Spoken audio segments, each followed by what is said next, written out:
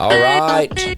Welcome, ladies and gentlemen, to the We're Having a Good Time podcast. My name is Dusty Slay, and I am your host.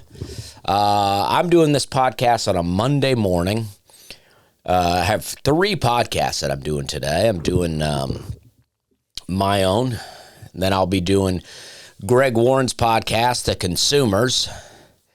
And then I'll be doing Nateland all today. So a lot of talking today.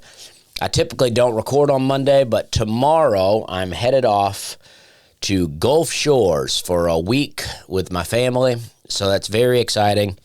We never take vacations. I think the last vacation we took was, I don't know, over 2 years ago. Daisy couldn't walk, and Sam was not even born. So now we've done things where if I have to go away to a place, sometimes I'll take the family, but not very often and not any real vacation. So this is a real one where we're going to get to relax. My sister and brother-in-law are joining us. So hopefully we get some real relaxing time, because when I come back, we're back at it. I mean, we're back full speed ahead. A lot going on. You'll get tired of hearing it, but Netflix coming out July 29th. I just want to make those announcements so that, that's out there. But I'm pumped. July 4th just passed, and it has confirmed something that I've thought for a long time now. But I wasn't sure that I really wanted to voice it. And I don't know if I've ever done it on this podcast. I know that I wanted to last year. I know that I wanted to the year before that, but I don't know that I did. But I hate fireworks. I hate them now. I think it's too much. It's too much fireworks. When I was growing up, I lived in the trailer park, and this is what I would get. I would get bottle rockets, usually 2 Roman candles, and black cats. But that's mainly what we had, was bottle rockets and black cats. And the black cats would go on way too long, and I'm sure people got annoyed with me because, some we would set off in the pack to where it would sound like a machine gun went off. But I like to separate them because that was all I had. So if you set the whole pack off, it was gone. I like to break it down into individual little pieces, and then I would use it to blow up things, I would set a G.I. Joe on top, or I wasn't really cruel with animals, but I remember guys telling me they would put a black cat in a frog's mouth. I was like, what? I loved frogs. I never would do that. But we would, just blow up little things. It was fun. And I really enjoyed that. But that's all we had. We had bottle rockets went, pew, pow, and then it popped. And that was it. That was really it. Now it just feels like everybody has the big fireworks show. Like we would go, back then it would be like, hey, do you want to go to the high school and watch the fireworks show? And that would be the big show. But now it feels like everybody in the neighborhood has the big show. At my house, fortunately, it didn't wake up my kids, so I was okay with it.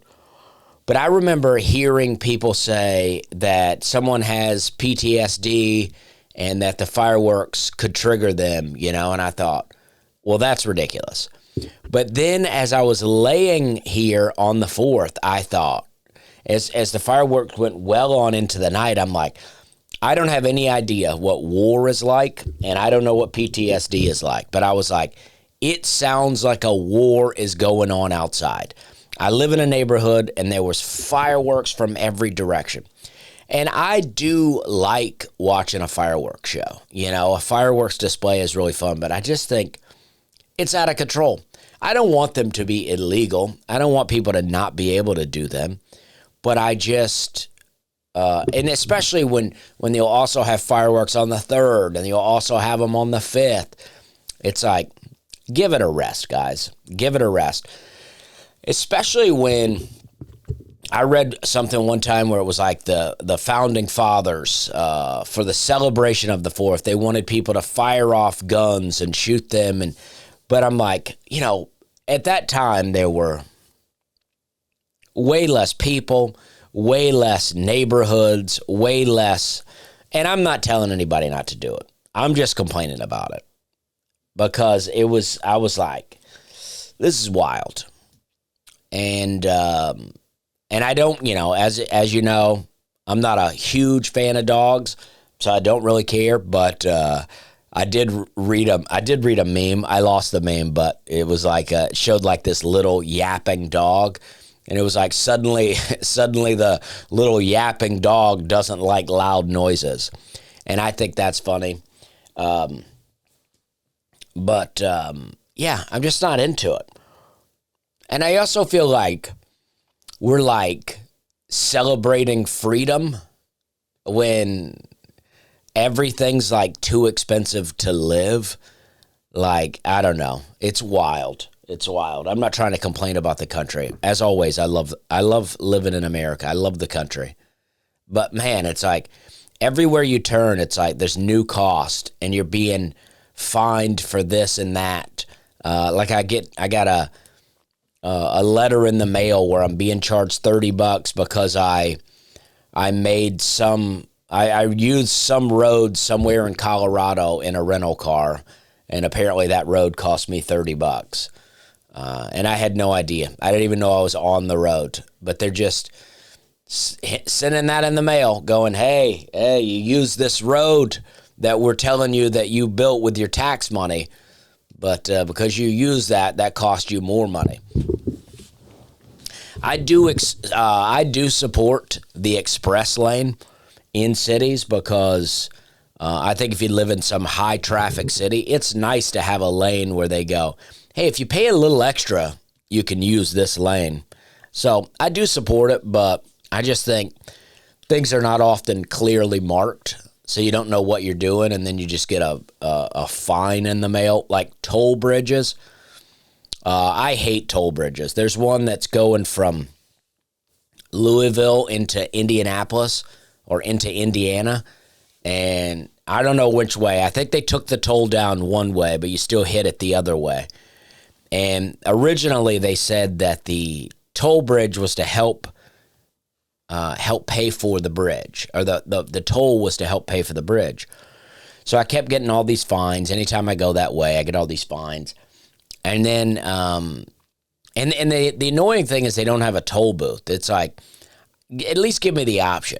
I don't mind pulling up to the booth, giving you a little money. But what I don't like is when I have to drive, I just drive through, and then you send me a letter in the mail, and I get charged for it, and then you charge me an additional fee for the convenience of being able to pay. They have the nerve to call it a convenience fee. If it were like, what's convenient is a toll booth.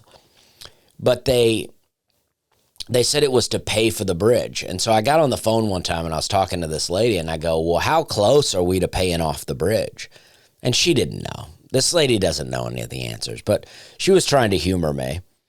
And I go, it just seems like it's been there a long time and they probably raised a lot of money. I just want to know, how close are we to paying off the bridge and ending the toll? She goes, well, this bridge is, these tolls will go to maintaining the bridge now. And I go, well, how are all the other bridges being maintained? And she didn't have any answers for that either. She did humor me though, and I appreciated it because she just works there. I wasn't yelling at the lady.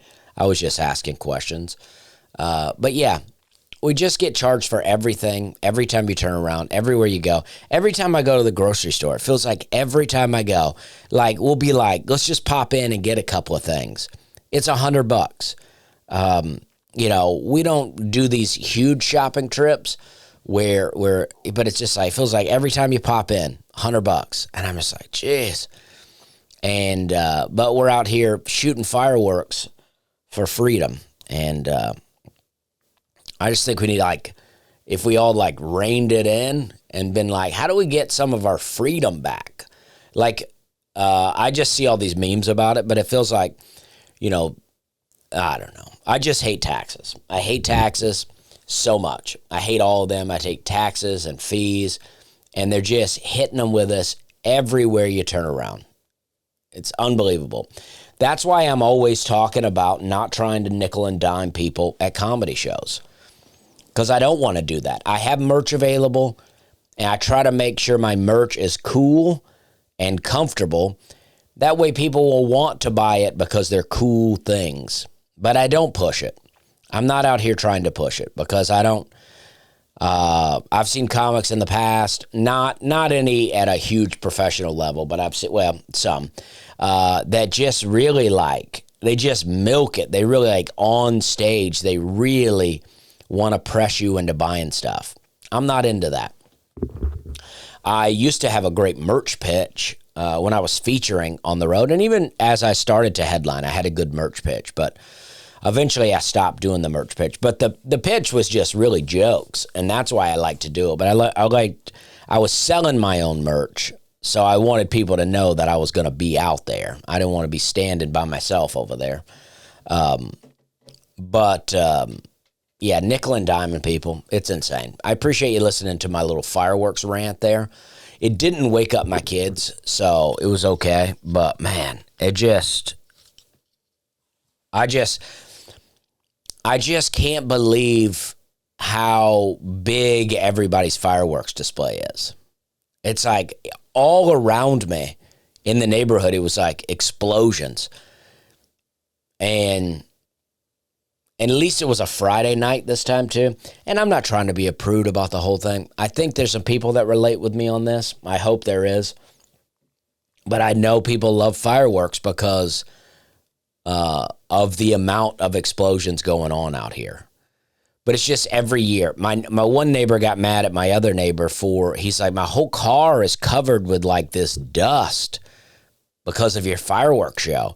And then there'll be little pieces of paper all over the neighborhood from where the explosions are happening for, the next 6 months. And then it scares off all my birds. I saw a bird frantically flying through the air, and I just hate doing that. I'm into nature now. I've turned into a real hippie, and I'm into nature, and I've had, on 2 occasions, I had doves nesting near my house, and after the fireworks, the doves were gone. And I'm just all about the peace and tranquility, right? And it's like, maybe if this didn't happen twice a year, it does happen. So every 6 months, roughly, we're getting a new explosion of fireworks. We're getting, New Year's, and then, 4th of July. I just think we need to put our focus into figuring out how we get people to lower all of the fees. I mean, when our new mayor of Nashville came in, on the docket when I went to vote in the election was a something to raise taxes for some reason. And I thought, well, no way. Nobody's going to vote for that. No one's going to vote to raise taxes for whatever this guy wants to do. And they did. It passed. I don't even know what he wanted to do. They're like, it's just a half a cent. And I'm like, yeah, it's a half a cent here. It's a half a cent there. And then before you know it, your taxes are sky high because they nickel and dimed you all the way. Anytime anybody's talking about raising taxes at all, I'm always like, why would we vote for this? Why would we say yes to this? It's going to affect you. It may not seem like it's going to affect you, but it's going to affect you. I'm sorry for this rant about taxes. But it's just insane. Everywhere you go. I do have good news. I do have happy news. I finished watching Cobra Kai. I don't know if you guys are into the Netflix series Cobra Kai, but I recommend it. I think it's amazing. It's, it's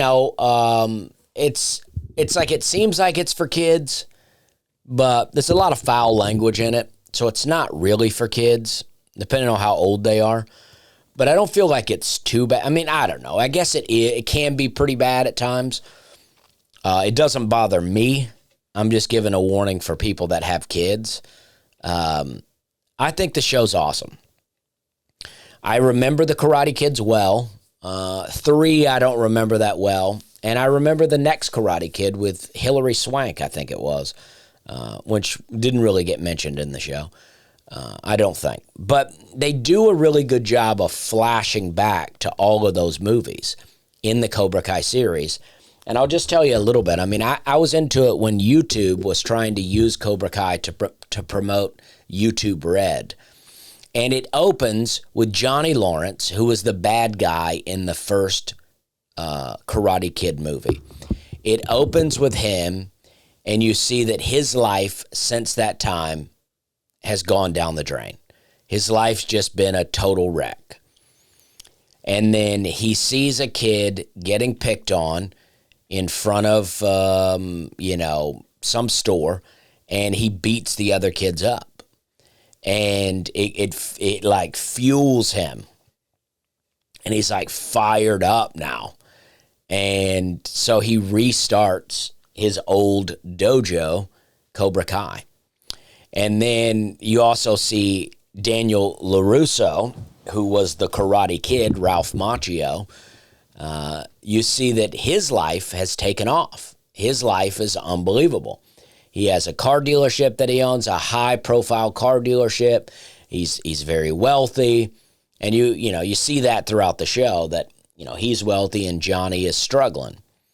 But we go through 6 seasons, and I just think it's a perfect show. I loved it all the way through. It gets a little campy at times. At other times, you're like, I'm just watching a show about high school karate. I got brought in by an old rivalry and nostalgia from my childhood, and now I'm watching high school karate. But it really, I don't know, it just got me. It's well done. It is Hollywood magic, where they know how to bring up your emotions and get you emotionally invested, which is why I don't like watching Netflix shows, honestly. But this one was worth it. There are so many that when you get to the end, it felt like they never had a plan from the beginning. By the time you felt like they had a plan for one season, and then they were amazed that they made it to season 2. And so when you get to season 2, when you get to the end, you're like, what did I even just watch? But not Cobra Kai. Cobra Kai ended, some of the things I saw coming as they started to develop, but I didn't see them coming from the beginning. And it ended just exactly the way it should have ended. And it was also like, I'm not trying to ruin it for you, but it's happy endings all around. And, but the happy endings don't always come the way you expect. And that's a nice thing too, where it's like, you don't necessarily know what's happening, because they use the analogy of Rocky 1 at some time, where it's like Rocky lost the match, but he won in life. And so you don't know exactly what's going to happen, and there's several competitors. So it does take a lot of twists and turns, but in the end, you just feel good. And I've just been thinking about it since then. I don't want to do karate. It's not made me want to do karate, but I do like kung fu movies a lot. I've not been watching them a lot lately. To me, there's only so many good ones, and then you kind of run out. But this was really well done. It's like from a cast of people that I feel like you haven't seen do anything. Like William Zabka, I think is the I think is his name. That's Johnny Lawrence. And I remember seeing him in Karate Kid, and then I remember seeing him in Back to School with Rodney Dangerfield. Oh, and I think he was also in National Lampoon's European Vacation. I think he was the daughter's boyfriend. But I just don't remember seeing him in anything else. And all of those movies were from my childhood, and I'm in my 40s, right? So, and I don't know that he disappeared, because as Hannah said, he seems like he's still a sharp actor. So maybe he, he's been around, but I just haven't seen him. And then Ralph Macchio. Ralph Macchio was in the Karate Kid movies. He was in My Cousin Vinny. And then he was in some guitar movie where he was like a real guitar guy. And then that's it. And I don't feel like I saw him in anything else. All this time, he's been gone. And then the bad guys have completely been gone.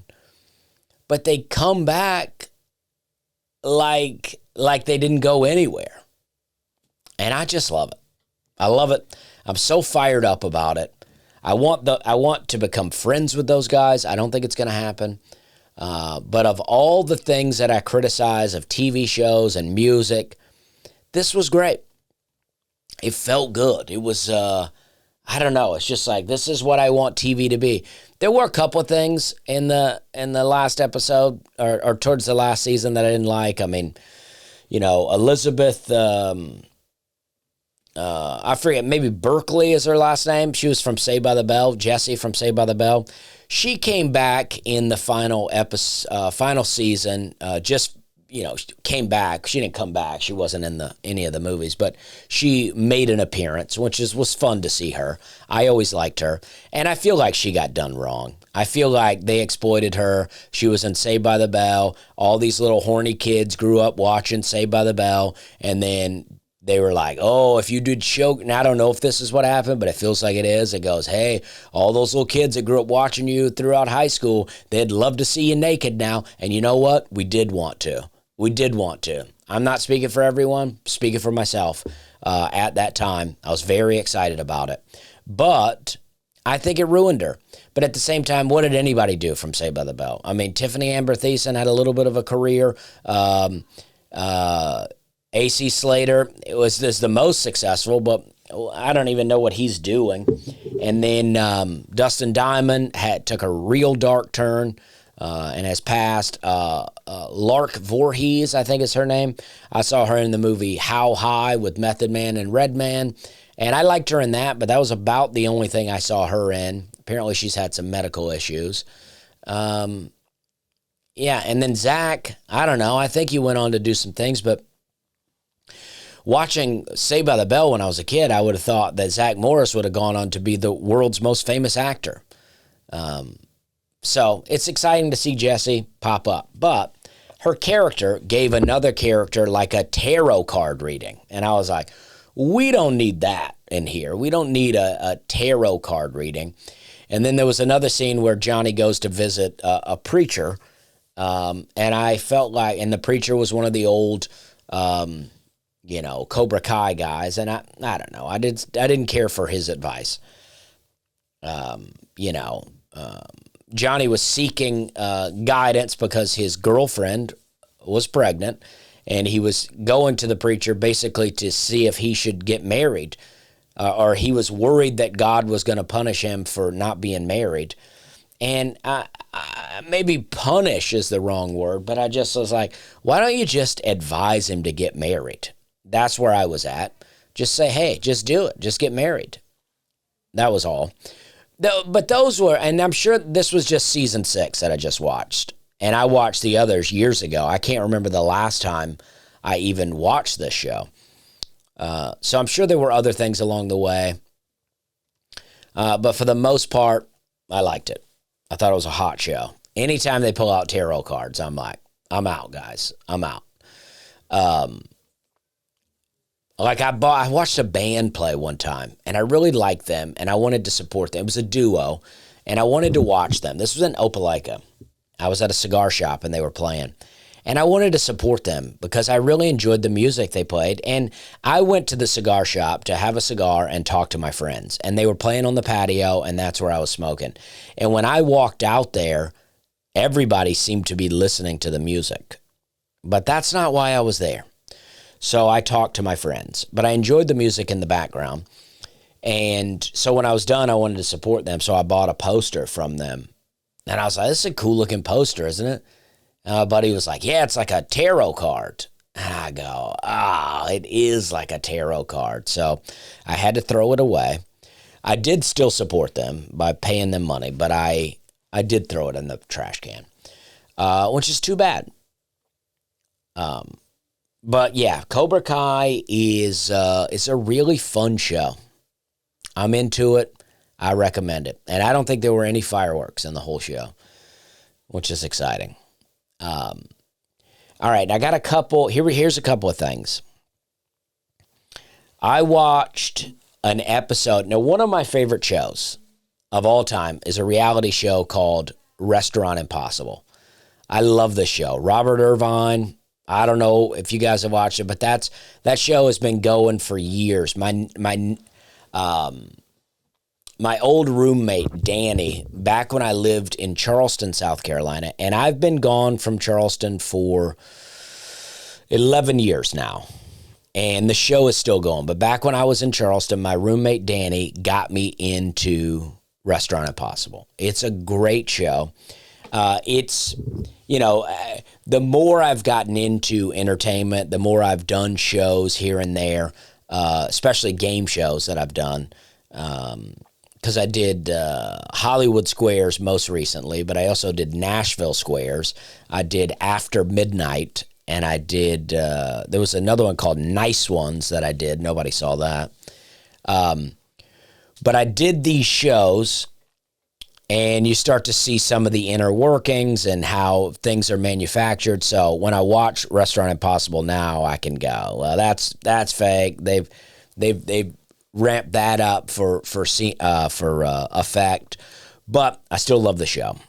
And recently we watched one, and it took place in Opelika, Alabama, and it didn't say it on the title. We just happened to pop up, and they were like, this week we're going to Opelika, Alabama. And I was like, what? And I get excited because I'm like, oh, Opelika, Alabama. I mean, that's where I grew up. I probably know this place. And then they talk about, they're like, in the intro, they're like, oh, here we're going to this, and this week we're going to small town Opelika. And they're just driving, they're like, oh, we're out in the middle of nowhere. Where are we? And I'm like, come on, guys. I mean, Opelika's small, but it's not the middle of nowhere. It's not nothing. So I look up this place. This place is called Walter's Gas and Grill. And I'm like, I look at the map, and it's out on Highway 80, past Beauregard. Like, my trailer park was on Highway 51, before you get to the Beauregard Stop and Shop. And this place is on down past that, getting on Highway 80 in Marvin. And I'm like, but the address says Opelika. It has actually made me rethink everything I thought about my hometown in a way. Because people will go, was your town, did it just have one high school? And I'm like, yeah, we had Opelika, and then Beauregard had a school, and then there was a town called Beulah that had a school. But based on this definition, if Walter's Gas and Grill is considered Opelika, then Beauregard's got to be considered Opelika, and therefore Beulah has to be considered Opelika. So does that mean we had 3 high schools? I mean, by this definition, and I mean this is close, almost closer to Auburn than it is. I mean, there's places out here I didn't even know. Like, I knew this was called Marvin Parkway, but I didn't know there was a community called Marvin. And then we got Watley Cross. I got Little Texas out here.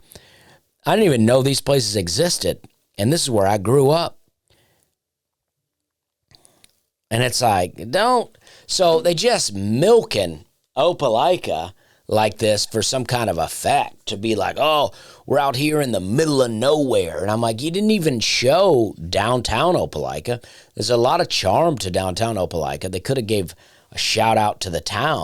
But instead, they have to make, and they gave Walters the worst makeover I've ever seen. I've seen them do a lot of makeovers, and I usually like what they do because if you've not seen the show, this is what they do. They go in, people write in when a restaurant is failing, and they go, hey, our restaurant's really failing and we need help. So Robert, who's a chef, and I think Robert is a great guy. I don't know Robert, but just based on him on the show and some other things that I've seen him do via social media, I bet Robert's a great dude. I think he is. So I've seen him do really great makeovers, and Robert goes into the thing and he tries to figure out why the restaurant's failing, and he tries to help them learn to manage the restaurant better, help them cook better, and then renovate the restaurant so that they have a better chance of success. But this was the worst makeover they've ever done. His two workers, his stylist, the redheaded guy stylist, and his other guy, Tom. I'm not even sure Tom does any work. I think Tom, they do things like Tom shows up to the thing with his tool belt on. Now, I'm not a contractor, so I don't know, but I bet everybody doesn't show up with the tool belt on. Maybe when they're getting to work, they put the tool belt on, but he shows up like out of the car with it on. And I think that's just for effect, but it was a bad makeover.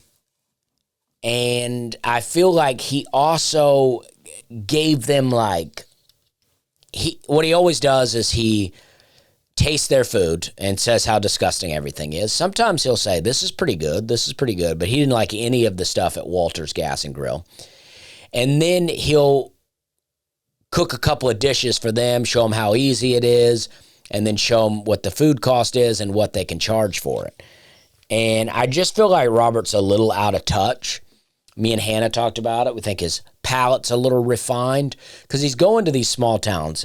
And I go to small town places and eat food, and sometimes I don't think it's good because it's mostly all fried. But people that live there go to those restaurants all the time, and they love the food there. So just because Robert thinks the food's disgusting doesn't mean it's disgusting. It just, it could be still disgusting, but doesn't mean everybody else thinks it's that. Like one place I watched the other day, they had a Reuben, and he made a beet Reuben sandwich, which was vegetarian. And the people working there said it was good. It was delicious. But I'm like, listen, I love Reubens, and I love beets. I really love beets. I like to juice them. I like to cut them up and cook them on the frying pan. Sometimes if I get the golden beets, I'll cut them up, put them in a little rice. I'm growing a bunch of beets. I love the way beets taste. I'm always astonished that my kids don't like beets. I get it because I didn't like anything when I was a kid, but I think beets are so delicious. Anyway, I love them. I would never in my entire life go into a restaurant and order a beet Reuben. I'm not ordering any beet sandwiches. I don't like vegetarian sandwiches, first off, but if I do, I might order, no, I won't, but I have eaten bean burgers in my life, and I don't mind them. Like, I cooked lentil burgers one time at my house. I didn't mind them. It didn't bother me. I thought, you put it on bread, lettuce, and tomato. But the fact is, I like beef. I think beef is good for you. I think if you order a good quality beef, I think probably the worst part about a hamburger is the bread. Depending on what you're getting, if you go to a restaurant, the worst part of the sandwich is probably the bread. And then if they have onions on the sandwich, this is what I've been told via the internet. So who knows? But that onions have a real ability to soak up things. So soak up negative things, bad things. And I don't even know what those things are. I'm being vague because I don't know. But what I'm saying is they say that if you cut an onion, do not use all of the onion or throw away the part that you don't use. Don't slice an onion and then put the slices in the fridge because it will soak up bad stuff out of the fridge, and then you don't need to eat that. So that's what I think about at a restaurant. I bet there's tons of sliced onions back there. Unless they slice them that day, which you can't guarantee, I wouldn't eat them. And then depending on the cheese, who knows what kind of cheese you're getting? Who knows how old the lettuce is? Who knows how old the tomatoes are? I'm told with store-bought vegetables, you're practically getting no vitamins because by the time they're harvested and shipped and made to the store, by the time you get to them, there's no nutritional value left in them. I don't know if that's true. I don't have a way to measure nutritional value in vegetables, but that's what I'm told. So I would never... I think the best thing about a hamburger when you go get it is the beef. The beef is the most, if you're getting good beef, is the most vitamin-rich stuff. But also, whatever the cows eat is all inside their body. So if you're feeding them GMO corn, then that's probably all in their body. GMO grains, and everything's probably GMO. We're all dying here. But so... It gives a bad makeover to Walter's Gas and Grill, and then he gives some bad dishes that I'm like, listen, nobody in that community is going to be eating that. And he's like, this costs you $3. You're going to sell it for $15. I'm like, nobody's going to buy it for $15. My dad went to a restaurant. He said, I went to this store over here that charged me $9 for a hot dog. I never went back. And he said, I went there right before I retired. My dad's been retired 15 years. So the restaurant's still open. So all this time, one time he got a bad thing and then he didn't go back.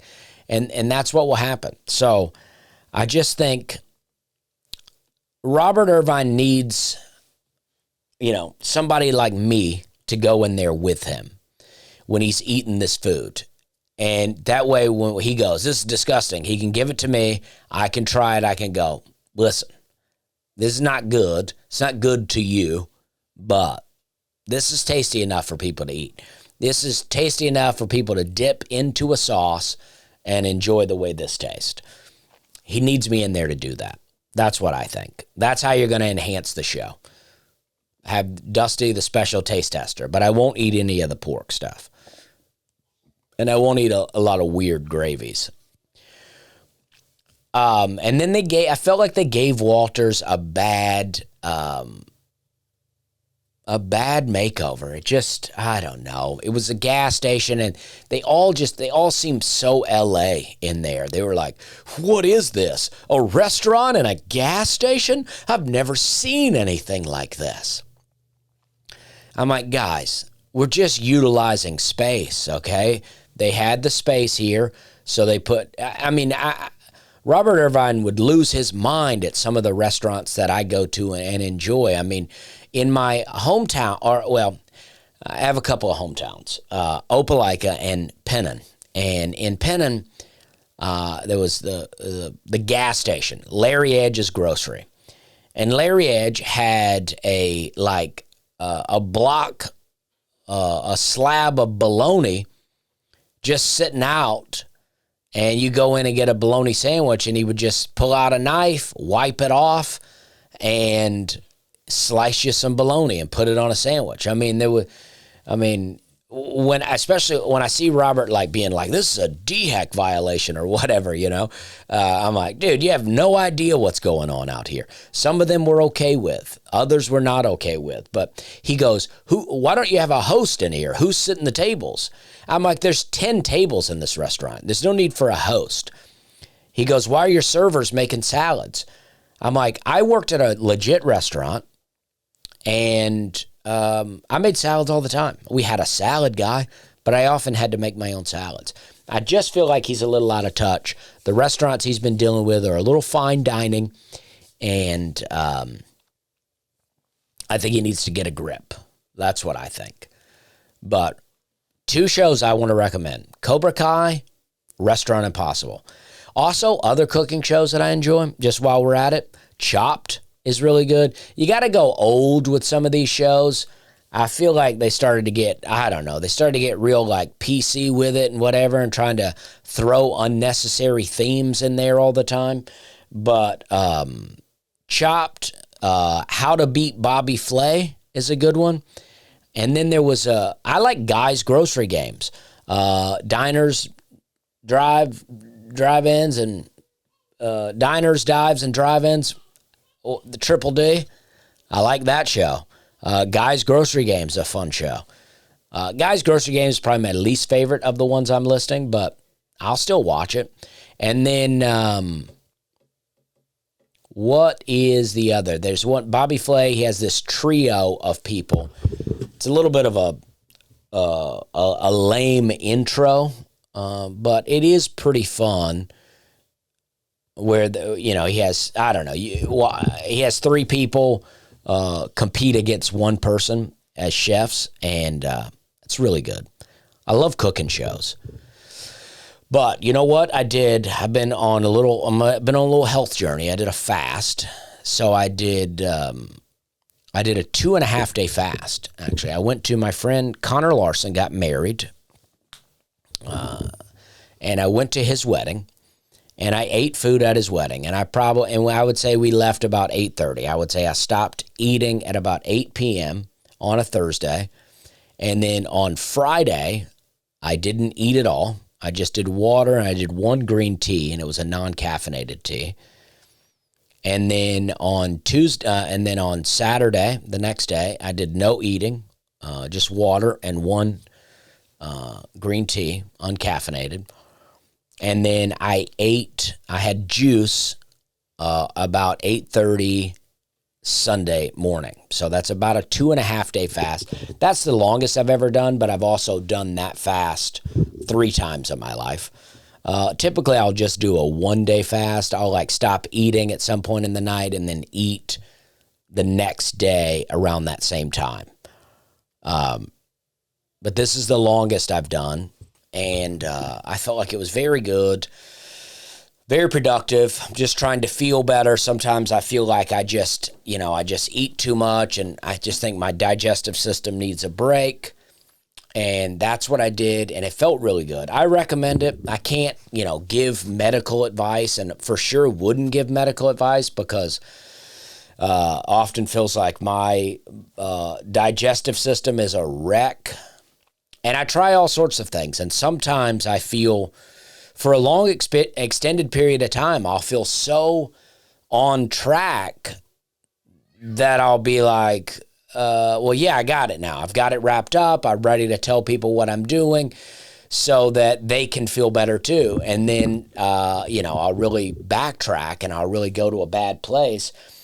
And that's kind of where I had gotten to recently, where I just was burping a lot and I just was feeling really bad. So I finally just broke down, did the fast. I watched a documentary on fasting.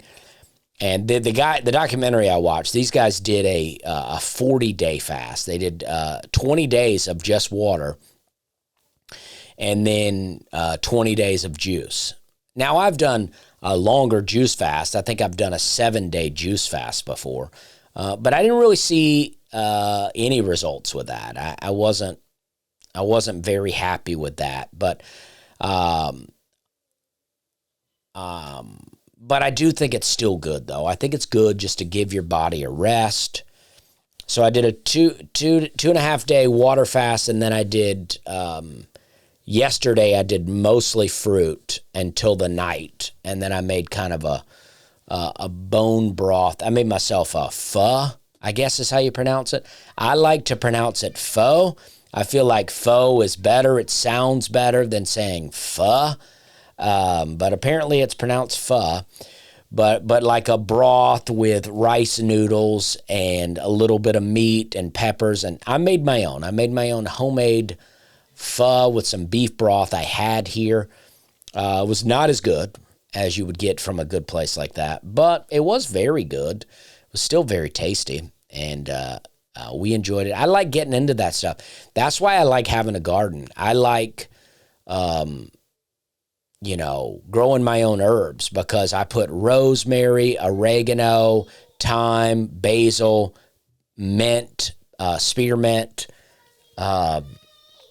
all in there that I grew myself. I put garlic in there that I grew myself. I put peppers in there that I grew myself.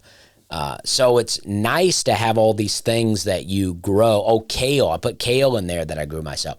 It's nice to have all these things to be able to put into any dish that you cook. I mean, last week I was eating beef liver. I don't think I've talked about that at all, but I ordered this beef liver from a farm and I cooked it. What I did was I chopped up about a half an onion. I looked up some stuff.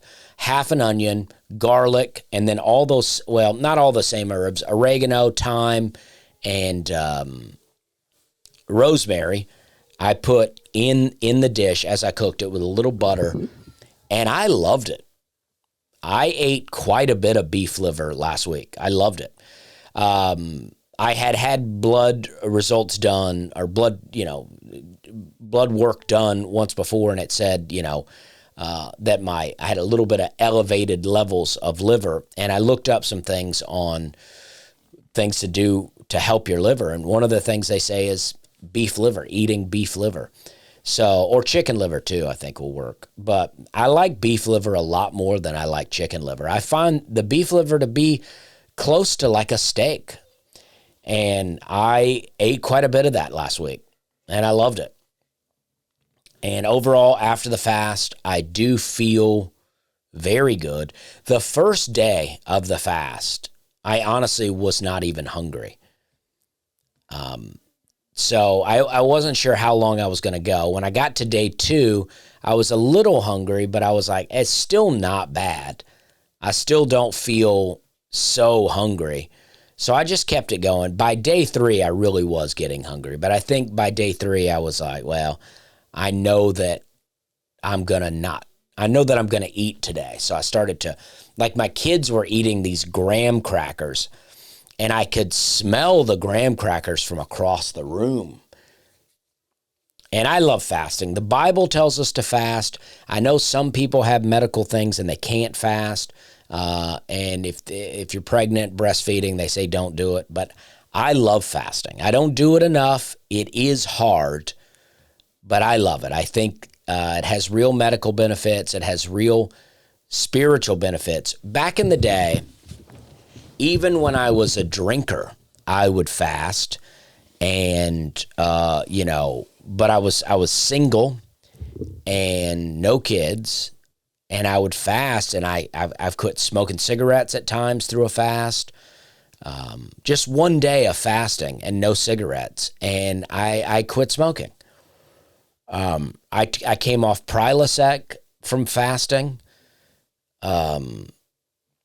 It's just like, and then during those times, I do it less now. You would think I would do it more, but it's harder because I have, family and I have people that need me at all times. But, I would, during those times when I was a drinker and when I was, single, I would pray. I would spend most of my day reading my Bible and praying during a fast. And I felt like it would draw me very close to God. And I really thought those things were great. I think intermittent fasting is good too. But I think that there's something about, especially 2 days, at least for me, because that's the most I've done. But for me, it's like, all right, you wake up one day and then you decide, okay, today I'm not going to eat. And then you go to bed hungry that night. And then you wake up the next day and you don't eat again. And you go all the way through that day and you go to bed hungry again. I think there's something powerful about that. My sister was saying to me that they say when you get through the third day, you're not even hungry anymore and you have lots of energy. And I don't doubt that. But I had a lot to do today. And I was worried that if I fasted yesterday, that today I would be breaking the fast and that I wouldn't be where I needed to be. And I wanted to just be clear-headed and ready to go because I have several things to do today. And then after the podcast, we're going to drive down to Birmingham. We're going to cut the drive in half, stay at a hotel, and I'm going to meet with my friend Joey tomorrow. And that's exciting. But I love it. I recommend fasting on a not medical level. I feel like I always see people on YouTube doing this. They go, I'm not giving medical advice. So I feel like you have to do that. So that's why I say it. I don't want people fasting and then suing me. But people also talking about putting salt in your water. Or I drink out of a copper mug a lot of times. I like to put water in a copper mug overnight. And then they say it's supposed to structure the water, and structured water is good for us. I have, a filtration system for water at my house. And then not for my whole house, but I have a Berkey where I pour the water into.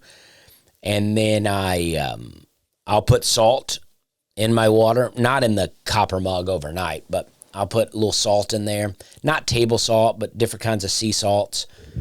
Baja Gold, I think, is the salt that I use the most. I really like it. People say that salt is demonized in a way that sugar should actually be demonized, and that salt is not the problem. And I don't know. But somebody said to me, they go, if you have a heart attack or you go to the hospital, the first thing they do is put you on an IV drip full of saline water. I don't know if that's true, but that's what I was told. And I just think, I've said this before, but when I was in school, they used to talk about, people traveling in the desert, and that salt would be a commodity that they would trade. And I would think, well, why would they have salt? And they would say, well, because salt helps your body absorb water. And I go, well, why don't we put salt in our water now? And they say, because we have enough salt in all the food that we eat that we don't need any extra salt. And I think that could be true if you, are eating only at restaurants and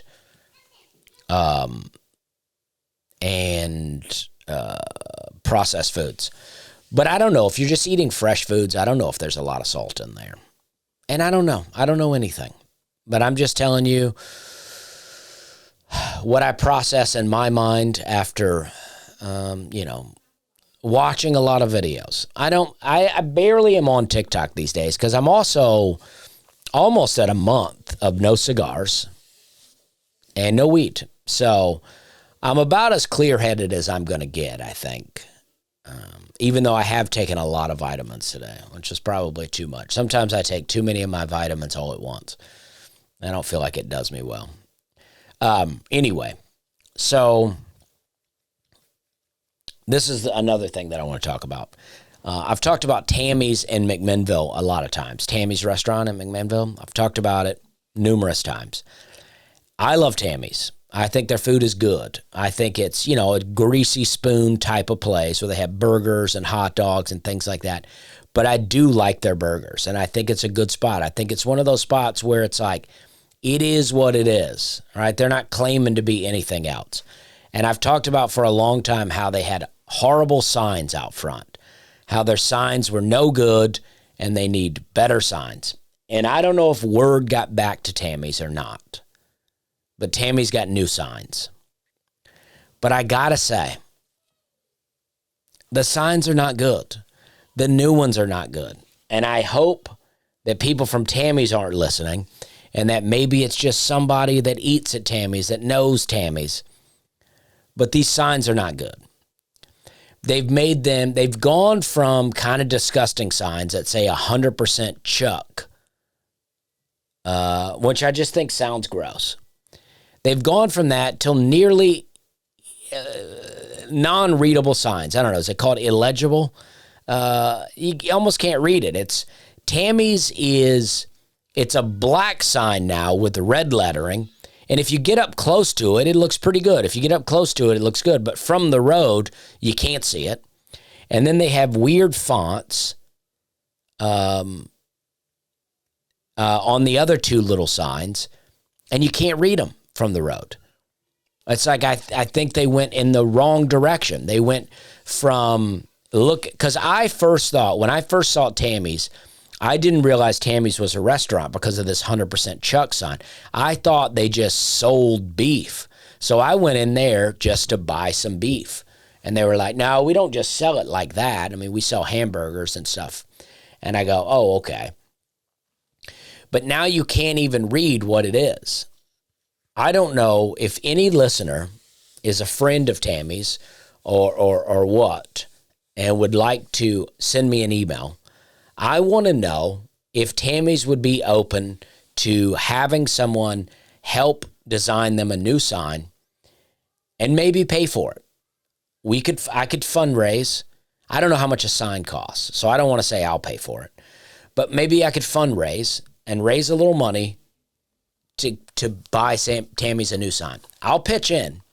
And if it's not that expensive, I'll buy it.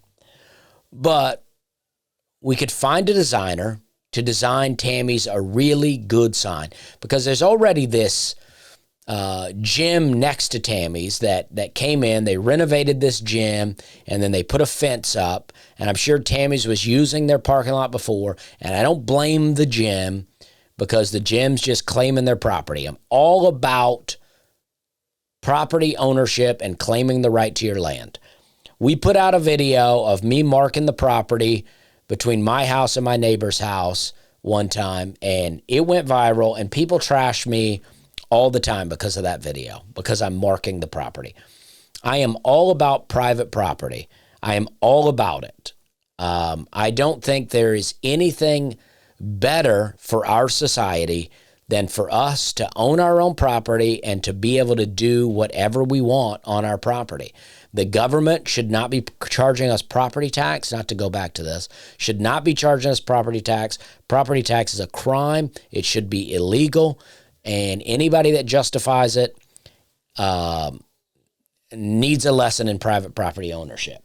And they got mad when I mark the line. People act like I'm such a jerk for marking the line. And I'm like, listen, my neighbor's house is a rental house, first off, and I just want them to know where my line goes to. I used to have a stop in there. The stop is gone now. I just put it back. That's all I'm doing. I had a survey done, and I just want people to understand that, what my property is. And anyway, sorry. So Tammy, this gym marked their property, and it felt like it cut Tammy's parking lot in half. So I care about Tammy's restaurant. I want to see it thrive. There's so many restaurants that open in McMinnville. Well, not so many that open, but there's so many that are there that I feel like they don't do what Tammy's is doing. Tammy's gives you the meal that you ask for at a decent price. They don't overcharge, and I like the place. But I think they've gone in the wrong direction with their signs, and I just want to try to get us to remedy this Tammy's sign situation. There is a new burger place that I saw the other day that opened on the other side of town, so we'll have to try that out soon enough. But the new kind of fancy restaurant that doesn't cater to kids that we tried to go to, that one podcast episode that I did where I complained about that, I don't know how well they're doing. I don't see a lot of people in there. They don't seem packed. And I don't have any interest in going there. Begonia's is still good. I got pizza there the other day. My friend Joey came to visit us at the cabin, and I got pizza there. And Begonia's is still popping. McMinnville's great. I talked a little bit about it last week, but I think my land management project is shaping up. I think I have a few people coming out there to do some stuff, and I'm really excited about this whole land management project. I think we're going to get rid of the invasive trees, invasive plants, and I'm really going to try to open the woods up. I want to open them up. I had them mulched before, but it's very hilly. But I want to open it up to get some sunlight in on some of those bigger trees, in on some of those oaks, bring some sunlight in there, get that going, make the wildlife happy. I want the birds to come. The birds love the oaks. I forget who it was who sent me this book, but it's a podcast listener, sent me a book all about oaks. And I read most of it, and that's pretty good for me, to read most of a book. So that happened, and it's very exciting. And but yeah, I'm gonna go. I should have more to talk about next week, because I am gonna go to. I thought all my complaining would take longer, but I am going to Gulf Shores this week with my family. and that should be exciting. When the last time we went to the beach was Dauphin Island, and I came away with a pretty good podcast story and also a pretty good joke. My joke is really starting to shape up now. I got a new hour that I'm working on, and I'm building up. So I'll be in Vegas at the end of the month. I'll be in Winnipeg, Canada at the end of the month. And I got another show at Zany's at the end of the month. And then, starting August, I mean, it really gets going. I mean, we're back at it. The Netflix special will be out on July 29th, and then we'll be back at it. And I got a new hour that I'm working on that I really like, but I'm very excited for people to see the Netflix special. Now, I want to tell people that, this happened with Nate's last special came out. When Nate's last special came out, a lot of people in the Nateland group kept posting, we've already seen all these jokes. We've already seen all these jokes. And I'm like, well, that's how comedy works. If you saw a live show of mine this year, unless it was in the past, well, I don't know. If you saw a live show of mine last year, let's say, then yeah, it will be what you saw because that's what I was working on building. There'll be some changes because I was always building and changing it. But it will be what you saw because that's the special I'm working on. That's how comedy works. With music, you write the music, you put out the album, and then you tour the album. With comedy, the tour is building the hour to record and then release. And then the next time you come to see me, it will be a new hour. Like you watch the special and you go, all right, that's the greatest comedy special I've ever seen. Now I'll go see this guy live, and it'll be another great hour of comedy that you're going to love. So there it is. Somebody got mad at me in the comments he said, because I always say on Nateland podcast, I always say, hey, we're all professional comedians here, guys. And this guy got mad and he goes, if you have to tell people how great you are all the time, maybe you're not all that great. And I'm joking when I say the greatest comedy special of all time. Partly. I mean, it is very good.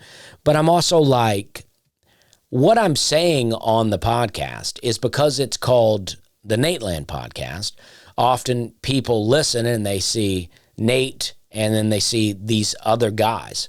So I'm just letting people know, I'm like, hey, we're all professional comedians. So if Nate's not there, sure, you're maybe not getting what you thought you were tuning in for, but you're still getting 3 great professional comedians.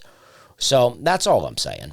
And, but I like when people trash me in the comments on Nateland. I think it's really funny. I'm just trying, there's so many things that believe me, there's so many truths and so many things that I want to talk about, but I just can't get into it because people get so fired up about such little conspiracies that I talk about that they couldn't handle anything deeper.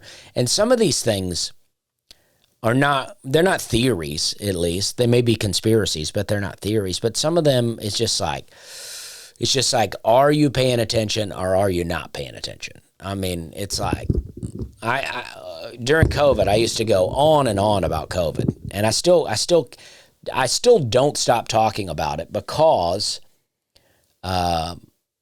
people need to be reminded at all times what we went through during that time. It's my opinion that we need to all be reminded what we went through. And, but I would go on and on about things and things that I was right about, things that I was proven to be right about. I mean, I was anti-mask from not day one, but from 2 weeks to slow the spread. And then after that, I was out. I supported things in the beginning because I was like, hey, I don't know what's happening. But as information starts to come out, we start to go, all right, now we do know what's happening. So let's be anti some of this stuff. Anyway, so just be paying attention out here because it's not about this or that. It's, I don't know. I don't even know how to say it without but it's, I don't think anyone's on the side of the people is all I can say. It's like, I just think us, the people, we're out here, we're on our own. We're on our own. We have Jesus, and that's it. That's all we need, and that's all we have. Okay? So I appreciate you guys. We're having a good time.